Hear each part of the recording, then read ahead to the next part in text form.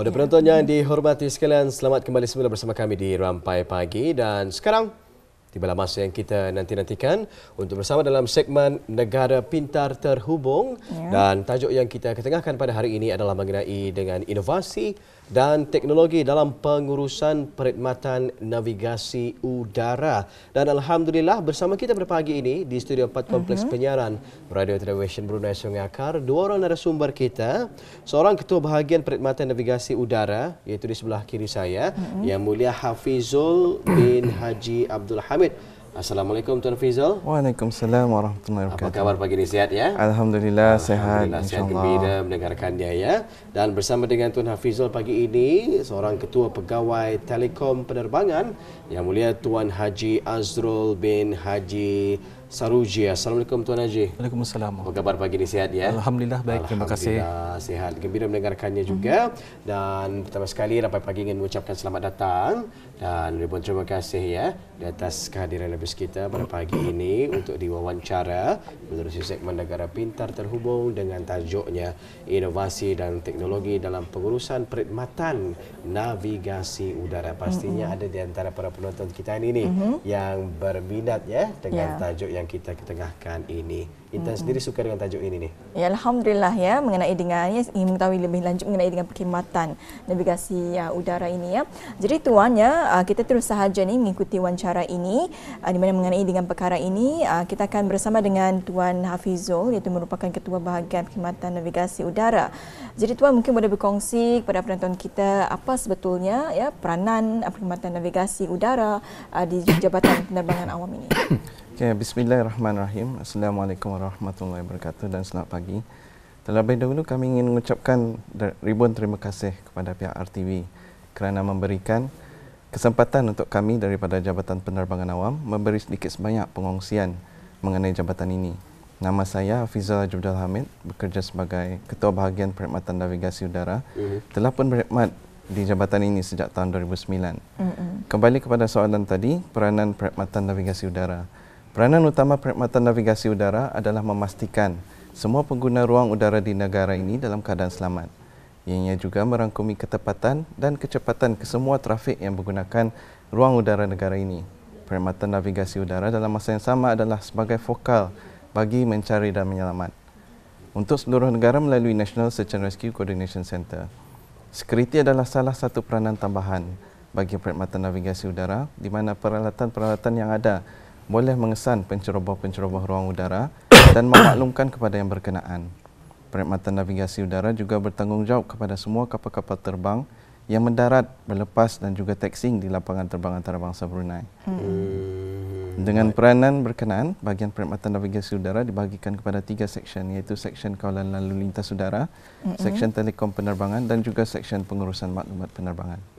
Baik, Alhamdulillah ya. Menarik juga kita ketahui bersama sebentar tadi peranan sebenarnya di Intan Perkhidmatan Navigasi Udara di Jabatan Penerbangan Awam, betul Tuan ya.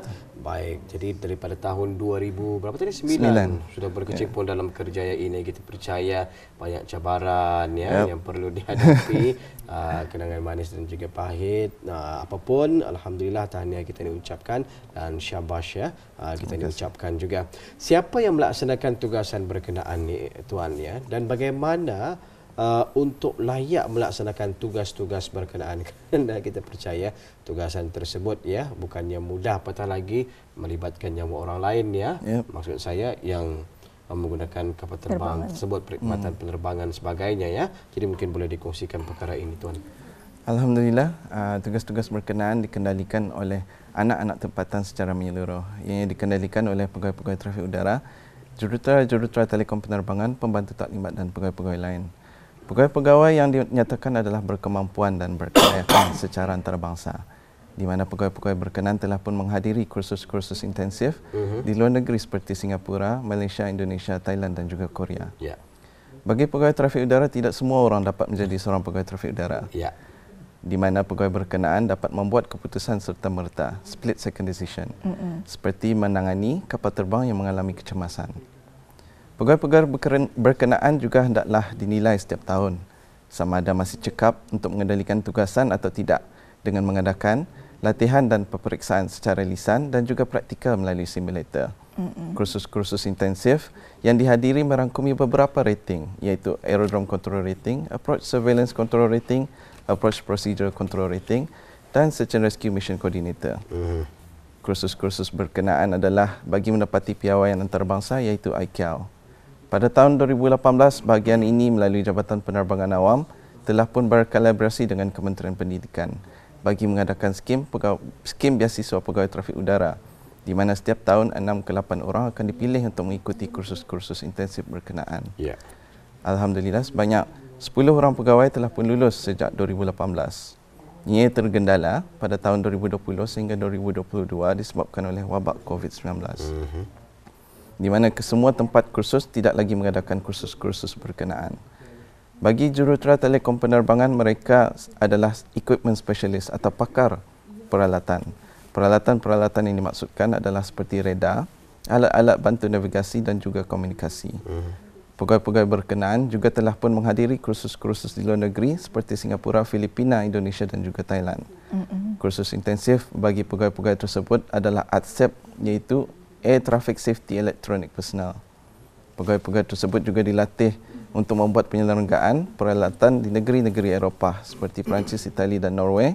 Peralatan-peralatan yang terdapat di jabatan ini adalah bertaraf antarabangsa dan adalah salah satu yang tercanggih di dunia. Baik, alhamdulillah ya. Jadi itulah sedikit sebanyak kita ni mengetahui ya siapa yang sebenarnya melaksanakan tugas-tugas berkenaan ya dan bagaimana mereka ini sebenarnya layak untuk melaksanakan tugas berkenaan. Jadi maksudnya tahun-tahun mereka ini akan diperiksa lah kembali dengan kebolehan mereka ini tadi ya. Setakat ini berapa orang anggotanya ni yang berkebolehan untuk melaksanakan yang tugas berkebolehan ini? Masanya jumlahnya 26 orang masih. Masa ini 20 masing-masing anak tempatan kita ni. Masing-masing anak tempatan. Luar biasa sekali ya. Tahniah kita ucapkan. Intan. Dan seterusnya ni kita akan beralih bersama dengan Yang Mulia Tuan Azrul bin Haji Asruji, iaitu Ketua Pegawai Telekom Penerbangan. Jadi tuannya mungkin boleh berkongsi mengenai dengan peranan ya inovasi dan juga teknologi ya dalam membantu melaksanakan tugas perkhidmatan navigasi udara ni tuan. Silakan. Terima kasih. Inovasi dan teknologi telah banyak menyumbang dalam memajukan dan meningkatkan tahap keselamatan, kecekapan dan kedayatahanan industri penerbangan. Sebahagian daripadanya memainkan peranan penting dalam menambah baik pelaksanaan tugas harian seperti penambahbaikan navigasi dengan membuat pelan perjalanan yang efisien dan sebaik mungkin dengan perkembangan teknologi Global Positioning System, singkatannya GPS, di mana ianya membantu penjimatan bahan api, pengurangan masa penerbangan dan penggunaan ruang udara yang lebih efisien. Dan secara langsung dapat mengurangkan impak kepada persekitaran yang juga menyumbang kepada sektor penerbangan yang mampan. Pengawasan dan pengurusan trafik udara juga turut diperkasakan dengan menggunakan perkhidmatan GPS seperti Automatic Dependent Surveillance Broadcast, singkatannya ADSB, yang akan di-explain lagi pada nanti, iaitu satu teknologi yang digunakan untuk memberikan posisi langsung pesawat dan data-data yang lain. Ini banyak membantu meningkatkan keyakinan dan juga kepekaan dalam pengurusan trafik udara. Tidak ketinggalan juga kita menggunakan digital data bagi memastikan data yang dikeluarkan dan diterima di antara pengawal trafik udara dan pihak yang berkepentingan adalah tepat. Teknologi terkini juga telah membolehkan latihan dengan menggunakan simulasi yang lebih realistik, di mana pengawal trafik udara dapat dilatih dengan senario-senario bagi kesediaan dan meningkatkan kecekapan. Teknologi juga telah banyak memungkinkan bagi membuat otomasi, iaitu dengan membuat perkiraan manual secara automatik yang banyak menjimatkan masa serta menjamin ketepatan data. Dalam kesimpulannya, inovasi dan teknologi telah banyak membuat penambahbaikan kepada aspek pengurusan trafik udara dan dengan pengalihan ke era digital, sektor penerbangan awam juga banyak mengambil manfaat dan giat membuat penyelidikan dan penerapan bagi kepentingan semua pihak yang terbabit. Baik, alhamdulillah ya. Itulah peranan inovasi dan juga teknologi dalam membantu melaksanakan tugas perkhidmatan navigasi udara ini ya. dan alhamdulillah jelas ya kepada kita ni akan betapa pentingnya sebenarnya peranan inovasi dan juga teknologi ini tadi ya. Baik, untuk seterusnya ni kita ni ingin mengetahui juga ni, dan kita percaya penonton-penonton kita ni pun ingin mengetahui juga ni sebenarnya ketika bertugas tersebut apa sebenarnya ni peralatan yang digunakan bagi operasi harian tersebut, Tuan. Terima kasih. Saya sebagai bahagian telekom penerbangan telah ditugaskan bagi menguruskan dan menyelenggara keperluan teknikal di bahagian ini. Jadinya peralatan yang digunakan bagi mendokong operasi harian navigasi udara boleh dikategorikan kepada 3 pecahan utama, iaitu komunikasi, pemakliman dan pengawasan dan pengurusan trafik udara. Komunikasi adalah komponen yang paling utama kerana ia merupakan nadi utama pelaksanaan operasi. Jadi peralatan yang digunakan adalah talian telefon, radio dalam spektrum VHF dan UHF, serta yang diperlukan pada masa ini dengan mengambil manfaat daripada digitalisasi ialah talian data yang khusus. Kesemua cara komunikasi ini digunakan bagi memastikan perhubungan di antara pusat kawalan dengan kepada pihak yang berkenaan termasuk negara jiran dapat diteruskan tanpa gangguan. Jadi ini adalah salah satu yang paling penting komunikasi. Bagi pemakliman pula, kita ada menggunakan 2 sistem utama. Yang pertama adalah Doppler VHF Omnidirectional Range Distance Measuring Equipment, singkatannya DVR DME, yang digunakan untuk petunjuk arah dan juga sebagai rujukan seperti pancang bagi membantu pengguna ruang udara mengetahui tempat yang dituju. Selain itu, instrument landing system, singkatannya ILS, juga digunakan untuk membantu pengguna mendapat maklumat yang diperlukan seperti jarak dan ketinggian dengan tepat bagi kemudahan melakukan pendaratan. Manakala dari segi pengawasan, surveillance, kita mempunyai sistem radar dan yang baru diterapkan ADSB yang di-mention before. Bagi mengawasi keberadaan penggunaan ruang udara Real time. So data ini akan dapat dilihat di skrin radar dengan maklumat-maklumat yang diperlukan bagi meningkatkan kepekaan keberadaan, so position awareness ke semua pengguna ruang udara, dan juga akan diproses oleh sistem utama yang bagi tujuan pengurusan trafik udara. Dan kesemua maklumat yang diperolehi daripada peralatan-peralatan ini akan diintegrasi dengan sistem utama selaras dengan keperluan dan kepiawaian yang ditetapkan bagi menjaga keselamatan dan kelancaran trafik udara. Jadi semua informasi tersebut akan dilihatlah oleh pegawai yang bertugas. Sebagai contoh, Tuan sendirilah tahu. Saya sendiri indah melihat pula. Dimonitor lah barang itu. Dimonitor, yes. So this is ianya lebih digunakan oleh air traffic control, pengawal lalu lintas udara. Jadinya mereka yang duduk di stesen itu. Jadinya kami sebagai sistem support mendokong mereka memastikan peralatan adalah dapat digunakan dengan baik. Jadi tugas Tuan sendiri adalah untuk memastikan peralatan-peralatan harian ini dapat digunakan dengan baik ya. Dan yang mengawal data-data itu tadi lain lagi pegawai tugas yang melihat data itu, yang melihat data tersebut ya. Begitulah ya. Mana tahu ya kapal terbang ini landing jam mana, kapal terbang ini kan landing jam mana juga. Jadi bertemu dapat tu kiranya tu. Jadi itulah penjadualan pun macam-macam. Jadi perlu pekel ni Tuan. Kepekaan kondisi cuaca lagi. Kondisi cuaca penting. Masing-masing mainkan peranan yang penting ya. Intan. Ya, apatah lagi masa bulan Disember ramai yang ingin berlayar di sini. Jadi penting untuk tingkatkan kewaspadaan. Trafik udara kita ni di hujung tahun ini pada kebiasaannya macam mana ni? Boleh tahan. Banyak juga. Ke semua flight yang yang terbang masa ni panuh tu. Jadi penjadualan itu pentinglah ya. Luar biasa sekali ya. Panuh-panuh sahaja flight di penghujung tahun ini. Apapun mudah-mudahan baik-baik sahaja ya dalam pelayaran pada ketika ini. Baik, antara lain juga yang ingin kita ni ketahui kalau rutin harian Tuan Haji sendiri dalam melaksanakan tugas macam mana? Dalam rutin harian seperti bagi pemeliharaan, jadinya pasukan saya yang terdiri daripada jurutera dan juga pegawai-pegawai teknikal akan memastikan peralatan yang digunakan adalah dalam keadaan yang baik. Jadinya setiap hari mereka akan keluar untuk mencek, untuk membuat pemeriksaan daily inspection. Macam pancang atau dilihat ke ataupun communication? mostly dengan pada teknologi yang ada pada masa ini dapat diawasi melalui sistem. Satu secara melihat sistem konsol. Yang kedua pergi secara fizikal ke tempat peralatan-peralatan dipasang. Ya, jadi tu saya pertanyaan ni juga ni, sekiranya biasanya kalau kita ni ingin berlepas biasanya pilot ataupun juruterbang akan supaya ditutup data internet. Kenapa tu? Mungkin boleh dijelaskan, mungkin ada penonton kitanya, awak kenapa perlu ditutup? Okey,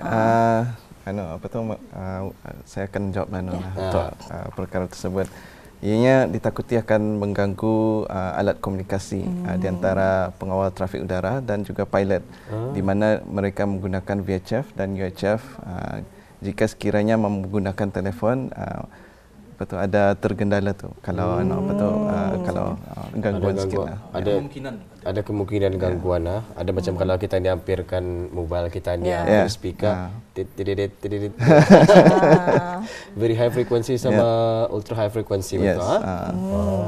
Jadi itulah sebabnya jadi mudah-mudahan kita ni akan dapat mengambil baiklah apapun sebarang nasihat yang diberikan oleh pegawai-pegawai yang bertugas ketika audio melakukan penerbangan ini tadi jadi kita berbalik semula kepada tajuk kita pagi ini, inovasi dan juga teknologi dalam pengurusan perkhidmatan navigasi udara Mungkin ada nasihat yang boleh diberikan sekiranya ada yang berminat untuk menceburkan diri dalam perkhidmatan navigasi udara ini. Terima kasih.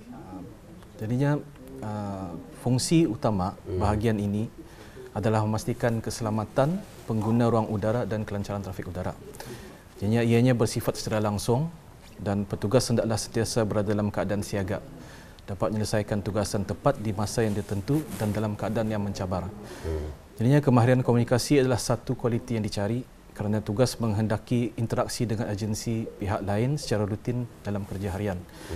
Jadinya kemahiran insaniah atau soft skill yang mantap juga akan dapat mewujudkan suasana dan persekitaran yang sihat di tempat kerja selain memudahkan semua pihak menjalankan tugas dengan mudah, lancar dan harmoni.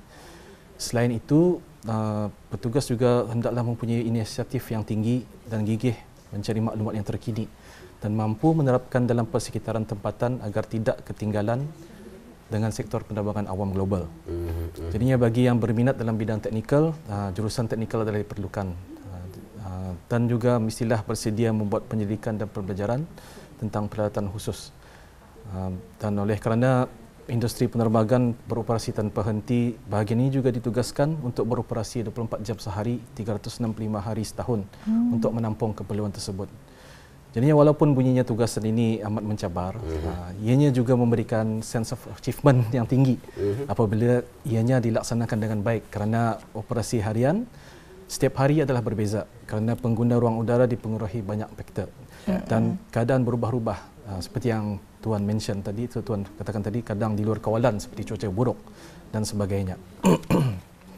Dalam pada itu, saya juga ingin mengucapkan terima kasih kepada warga Perkhidmatan Navigasi Udara yang merupakan jentera utama division ini, sama ada yang bekerja office hours ataupun shift kerana telah melaksanakan tugas mereka dengan sangat baik, ikhlas dan berdedikasi, penuh dedikasi. Tahniah kita diucapkan 365 hari. Setiap jam hari ada bertugas, sahaja flight memang dan mereka ini ditugaskan setiap hari untuk memberikan yang terbaik setiap hari sedikit kesilapan pun boleh dibayangkan Tahniah dan juga sekali lagi syabash kita ucapkan penghujung ini mungkin Tuan Haji, Tuan Hafizul ada yang ingin disampaikan lagi? Mungkin ada harapan. Mungkin ada harapan dan juga saranan. Saranan adalah apa saja pekerjaan ianya hendaklah dilaksanakan dengan ikhlas dan penuh dedikasi, especially pengawal trafik udara dan especially semua pegawai-pegawai di bawah perkhidmatan navigasi udara ni. Dan untuk makluman juga semua bahagian pengawal lalu lintas udara ni adalah hero di sebalik tabir kirakan. Ya. Sekali kerana kalau tidak ada yang memantau susahlah kan penerbangan pun macam itulah. Ada mengira-ngira sudahkah berapa pesawat sudah berjaya dilandingkan ataupun diterbangkan? Kirakan dalam sehari dalam sehari ada 50 trafik. Tu on average lah. Average di Brunei ya. Di Brunei, tapi itu yang mendarat sama berlepas. Tapi yang overflying Brunei is on average is dalam 150 sehari. Overflying ini maksudnya hanya melintas negara melintasi ruang udara Brunei. Yang dalam kawalan. Okey. Luar biasa sekali ya. Menarik info tersebut untuk kita ni ketahui bersama ya. Lepas ni jangan lagi ada yang marah-marah kenapa flight kami delay, kenapa flight kami lambat. Mungkin sahaja keadaan tidak mengizinkan untuk kapal terbang tersebut landing. Bersabarlah ya. Mereka sentiasa memberikan yang terbaik. Ribuan terima kasih kita ucapkan buat narasumber kita ni, Yang Mulia Tuan Hafizul bin Haji Abdul Hamid, Ketua Bahagian Perkhidmatan Navigasi Udara, dan juga Tuan Haji Azrul bin Haji Seruji ya. Itu selaku Ketua Pegawai Telekom Penerbangan. Terima kasih atas perkongsian untuk hari ini. Selamat kembali bertugas seterusnya. Berikan yang terbaik dan insya-Allah jika ada kesempatan kita akan bersama lagi di lain waktu, mungkin dengan perkongsian yang lain pula. Hingga waktu itu tiba, Assalamualaikum. Waalaikumsalam warahmatullahi wabarakatuh.